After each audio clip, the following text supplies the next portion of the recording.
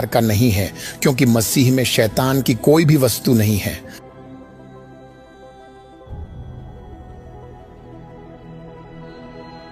जागो, इस धार्मिक पागलपन को जाने दो। जाओ और उन आत्मिक क्षेत्रों को जीतो, उन आत्मिक आयामों के प्राणियों को जीतो।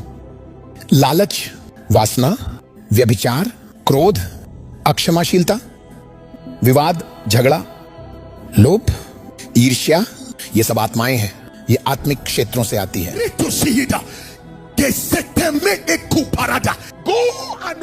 Go and overcome these creatures. इसलिए जाओ और अपने भीतर इन प्राणियों के हर तत्व पर विजय पाओ, ताकि तुम उन पर और उनके क्षेत्र पर अधिकार कर सको।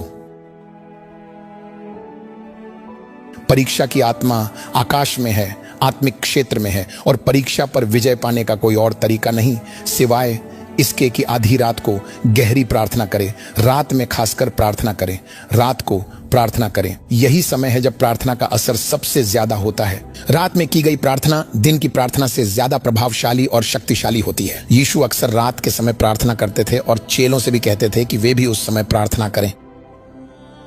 प्रार्थना करो, प्रार्थना करो, प्रार्थना करो कि तुम शैतान के जाल में न फंसो। तो जाल इस तरह बिछाए गए हैं कि परीक्षा के क्षेत्र से, जाल के क्षेत्रों से दुष्ट आत्माएं आपके खिलाफ चाल चलती हैं, आपके खिलाफ जाल बिछाते हैं। वे आपके खिलाफ जाल बिछाएंगे।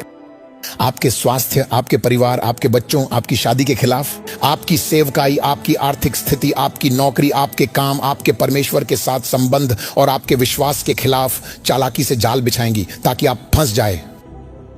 वे जाल बिछाएंगे और उस जाल को पार करने का, उस जाल को नष्ट करने का एकमात्र तरीका है, उस जाल से छुटकारा पाने का एकमात्र उपाय है, सिर्फ यही रास्ता है, प्रार्थना।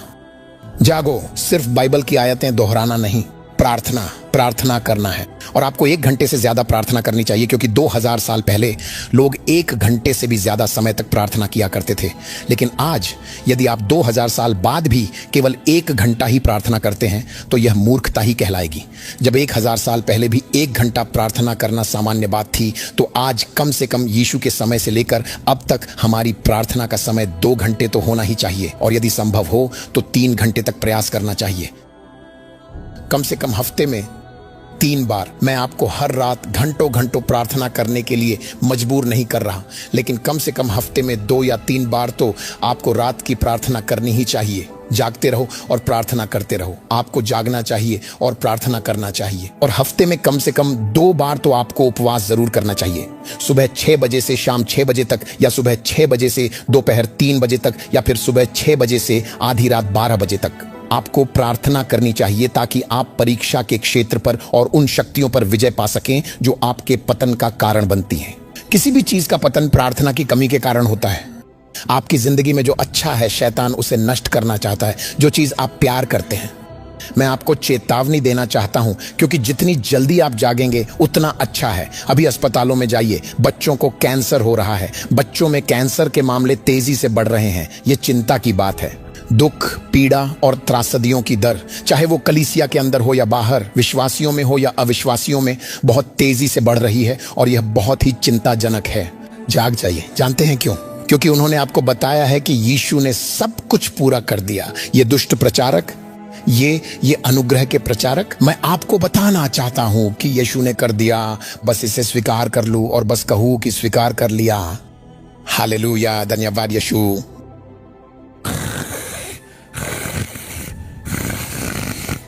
उनमें से कुछ को कैंसर था।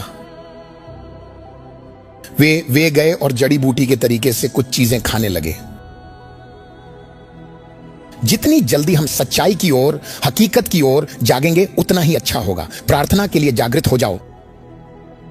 अब प्रार्थना एकमात्र रास्ता नहीं है। प्रार्थना सिर्फ शैतान की परीक्षाओं और जालों को कमजोर कर सकती है, लेकिन एक और चीज है वासना, और एक और है अनैतिकता। तो अब गौर कीजिए, ये आत्माएं आत्मिक क्षेत्रों से आती हैं। अगर आप खुद को इनके हवाले कर देते हैं तो बाइबल कहती है कि यदि आप शरीर के अनुसार जीते हैं तो आप मर जाएंगे। अगर आप शरीर के अनुसार जीते हैं तो मृत्यु की आत्मा आप पर काबू पा लेगी। पर यदि आप आत्मा के द्वारा शरीर के कामों को मार डालते हैं तो आप जीवित रहेंगे। इसमें यह नहीं कहा गया कि आप इसलिए जीवित हैं क्योंकि आपका कैंसर ठीक हो गया। एक ऐसा जीवन है जो जब आपके अंदर हावी हो जाता है तो हर बीमारी और डॉक्टर की हर रिपोर्ट बेअसर हो जाती है। मेरी बात ध्यान से सुनो, चाहे डॉक्टर कुछ भी कहे, अगर जीवन आपके अंदर राज करता है तो बाइबल कहती है आप जीवित रहेंगे। द बाइबल सेज, बाइबल कहती है आप जीवित रहेंगे। इसलिए ध्यान इस बात पर होना चाहिए कि हमें शरीर की इच्छाओं को मारना है, क्योंकि जब आप ऐसा करते हैं तो आप अनंत जीवन के अधिकार को एक्टिवेट करते हैं जो आपके बाहरी मनुष्य को ढक लेता है। मेरा संदेश है जीवन। मेरे सुसमाचार का संदेश है छुटकारा। हम समस्याओं की जड़ से निपट रहे हैं, मैं अब लक्षणों से निपटना छोड़ चुका।